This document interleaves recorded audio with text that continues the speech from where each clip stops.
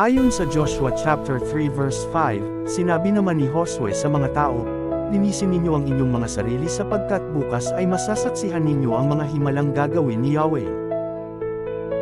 Laging maging handa sa paglilingkod sa Panginoon sa lahat ng iyong ginagawa. Madalas nating ipinagpapaliban ang ating mga layunin at responsibilidad, sinasabing, laging may bukas. Ngunit ang walang katiyakang bukas, ay maaaring humantong sa pagpapabaya.